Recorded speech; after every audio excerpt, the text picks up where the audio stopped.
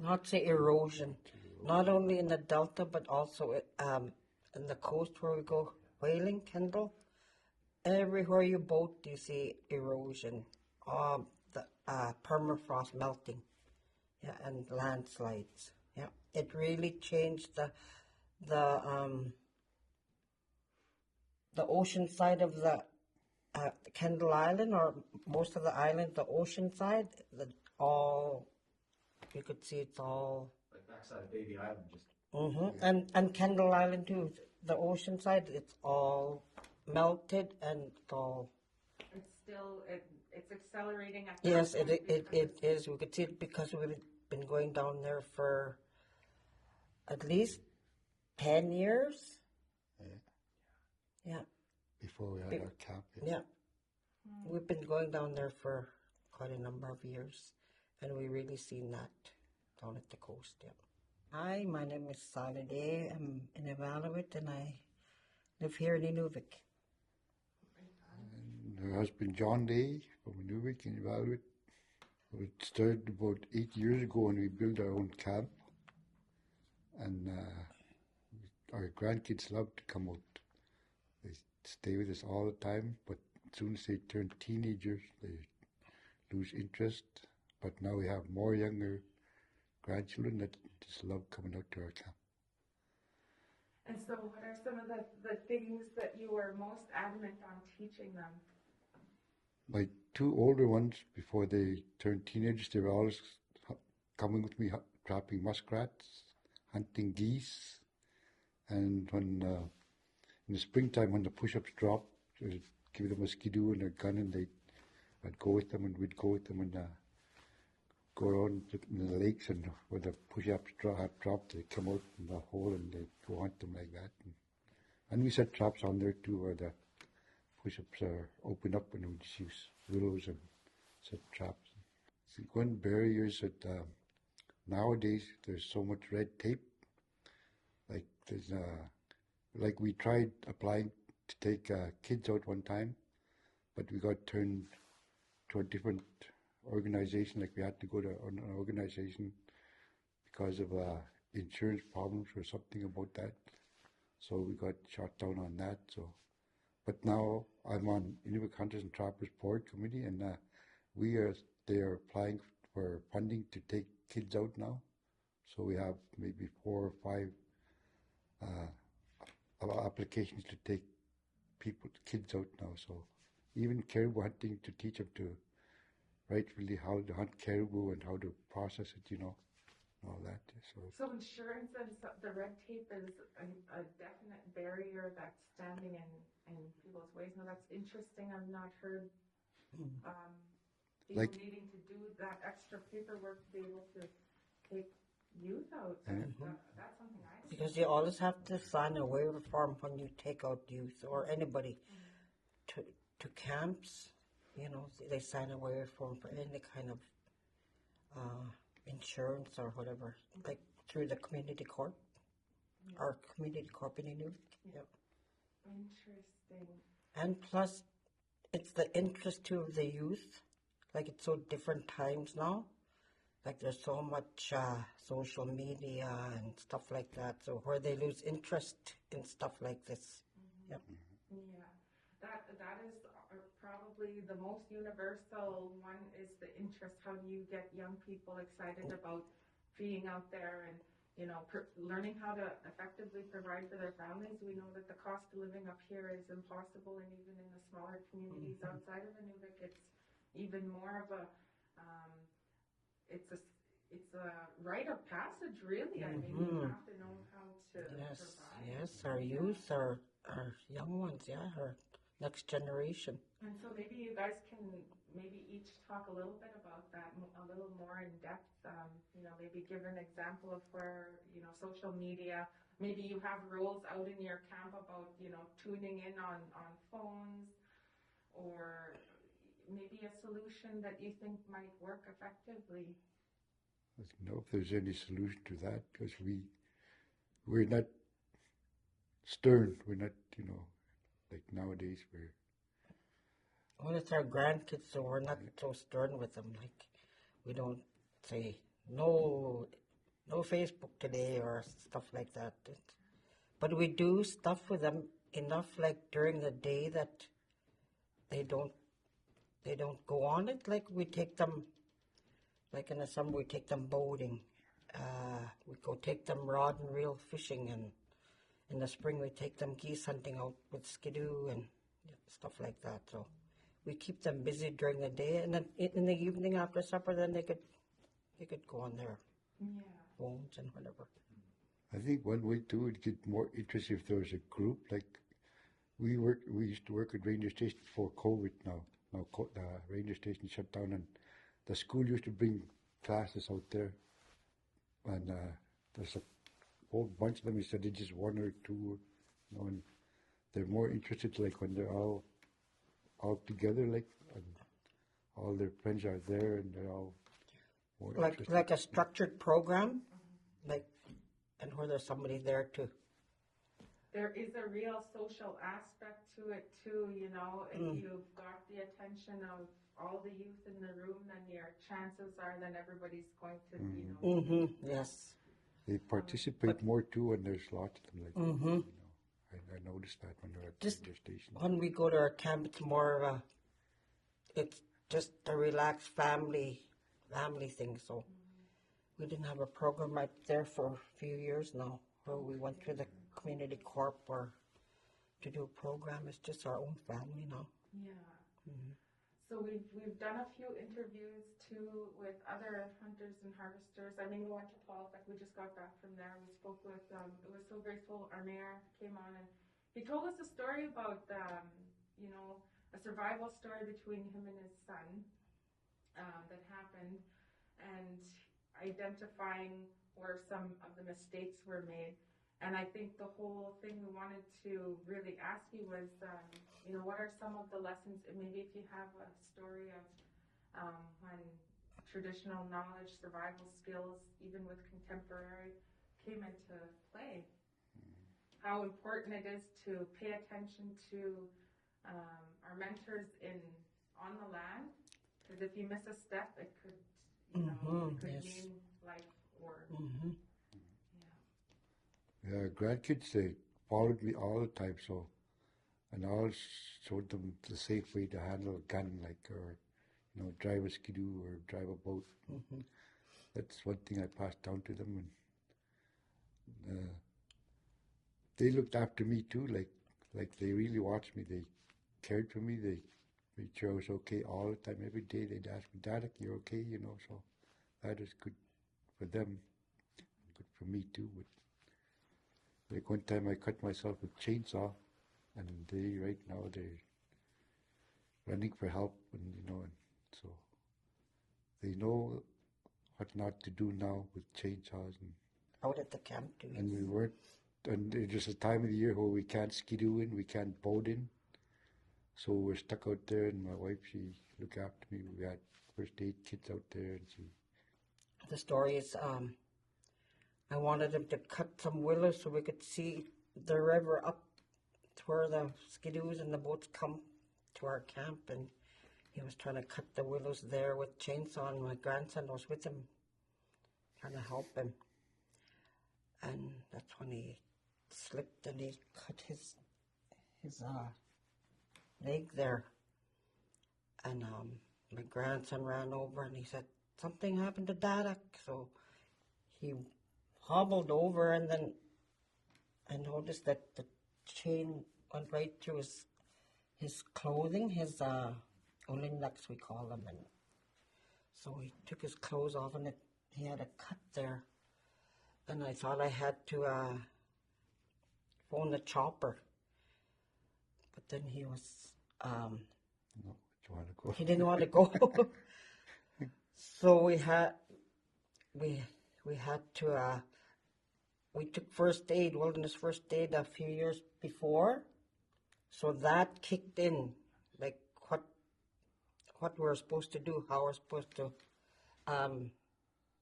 clean the cut and dress it and clean it every day. So in the end, it ended up healing. So that's how we help each other out. It healed up before I made it to the hospital. So Usually, if I see blood or a cut, I get I don't know how you say it, but this one, a calm just came over me, where I knew I needed to help him. Yeah. So when he seen his dad get cut, he ran to me, to the house, and he told me that something happened to Dad. So by the time I walked out of the house, he was already walking. He wasn't too far. Yeah, but No, But they you were. know through that too that they'll learn from that experience. yes, And then after that, they started helping with wood, getting water, and all that. So I just take kids out whenever possible. Like our young ones right now, our 8, 9-year-olds, just want to come out all the time.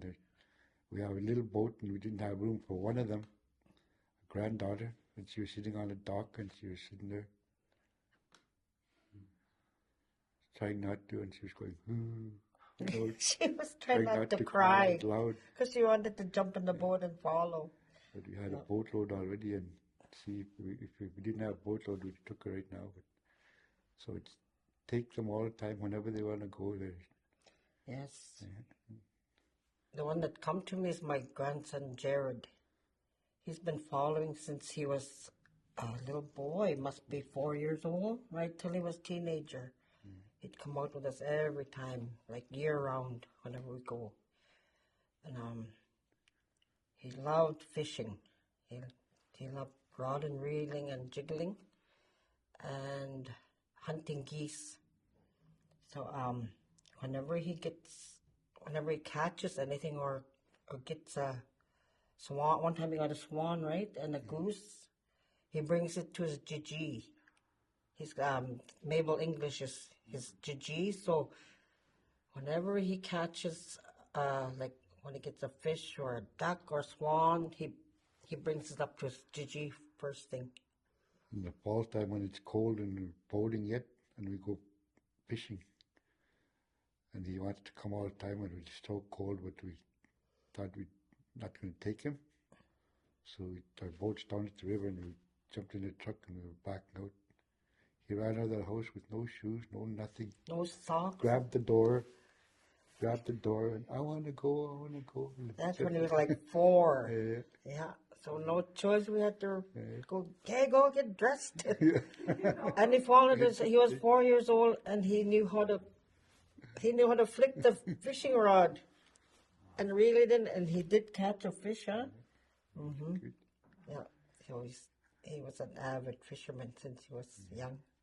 But then that's the one he lost interest when he turned teenager. Yeah.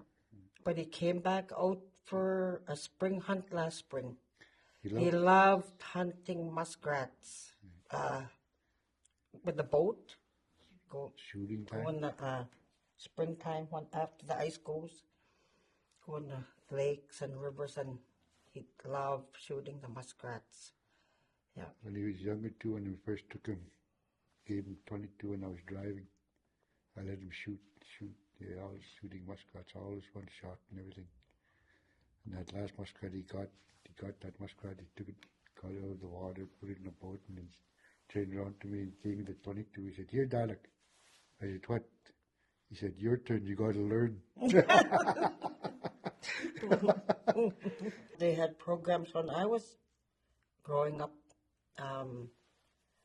We used to go to Winnie Cockney's camp, and when they used to have camps out there,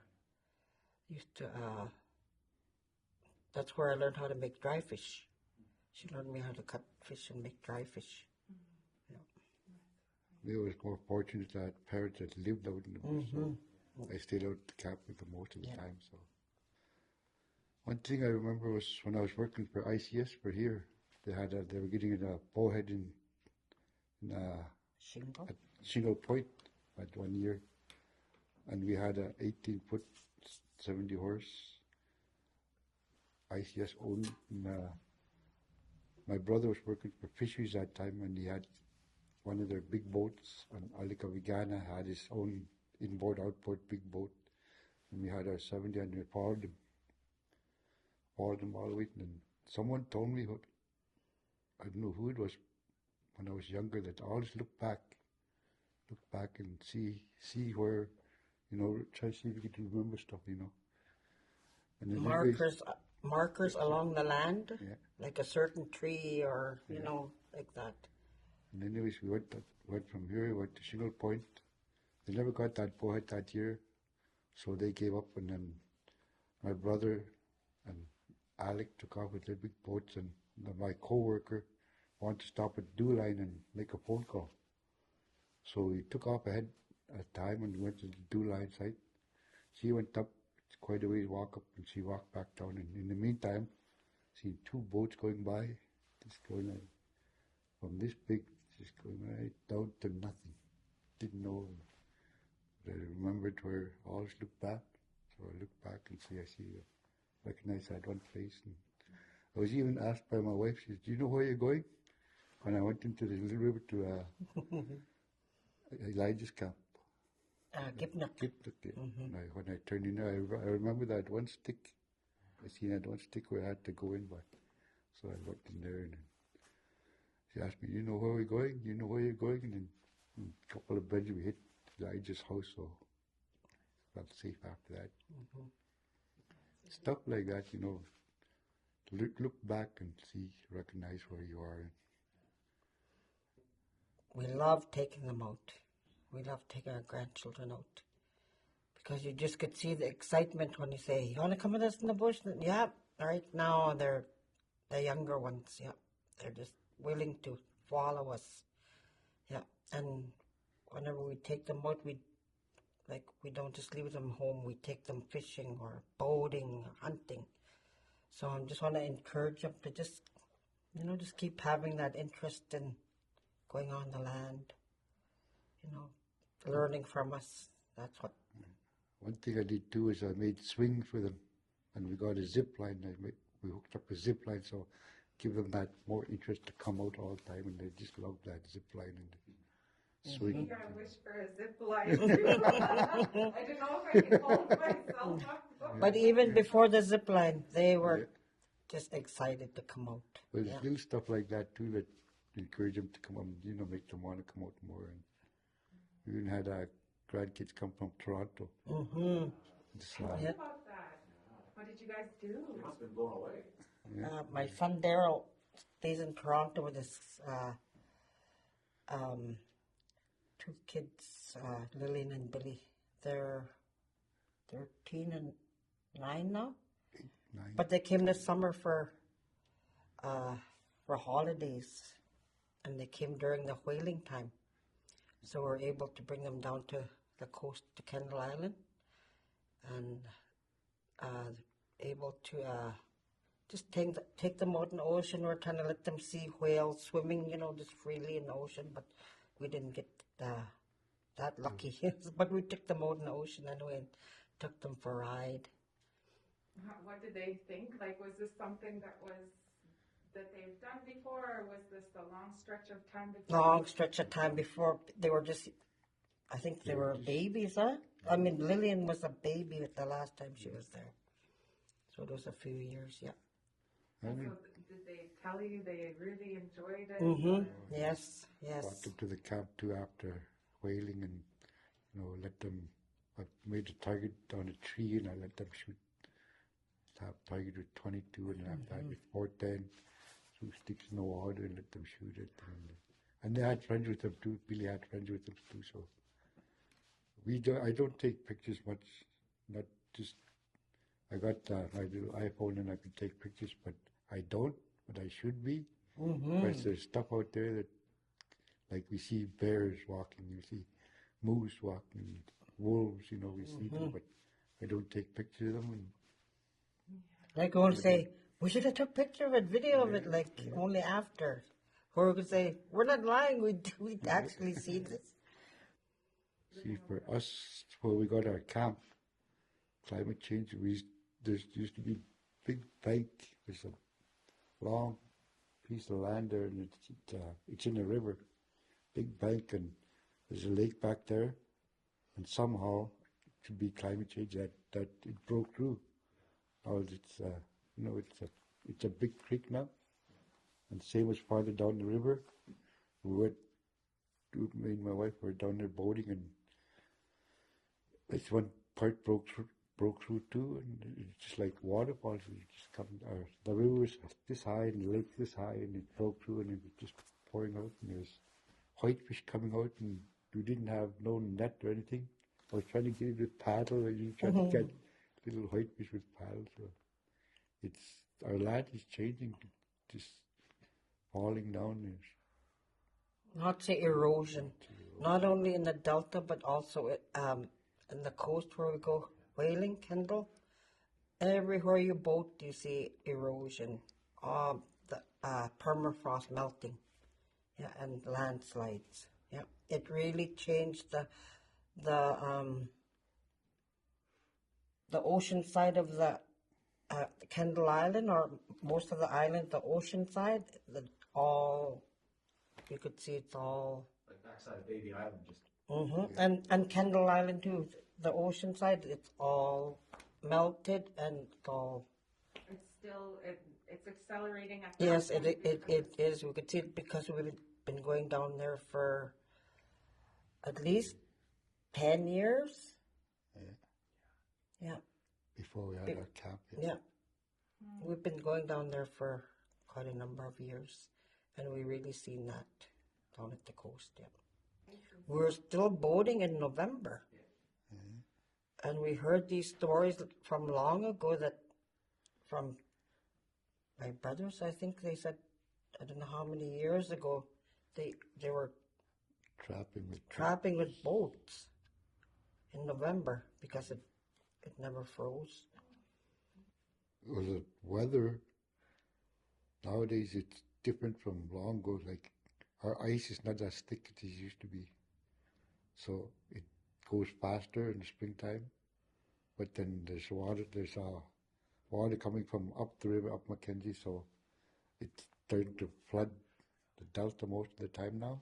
So water comes up. I got pictures on of our camp last year. 1 year it's never reached our house. It's down the bank a little bit, and then next year it's under our house. The water's under our house. And we heard on radio how many times get ready for flood, get ready for flood. So I built a stage where I used to park my skidoo in the springtime in case it flood.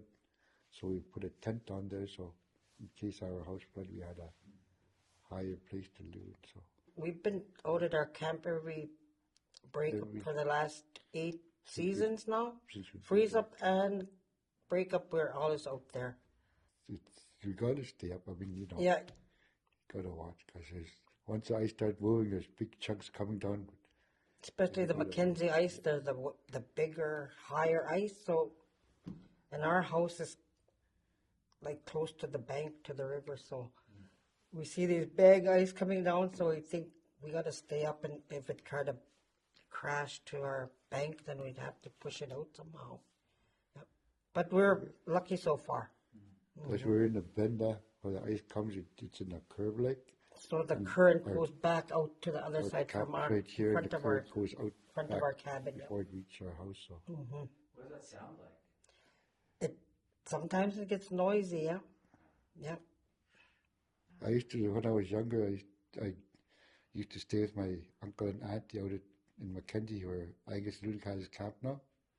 And it used to be a long creek, and the cabin is way in the back in the creek. Now the cabin is gone. There's no more creek. It's all eroded. And even one of our houses this summer, my auntie's house, my cousin's got two of them. Angus, he's got his house and my auntie's house, and my auntie's house went down. Erosion, it took it. Couldn't know that was just too powerful, that river and the Mackenzie. I got a picture of her house too after it. wow. Again, thank you. Mm-hmm. Sure. Awesome. Yes. Thank you so much for your time. Yes.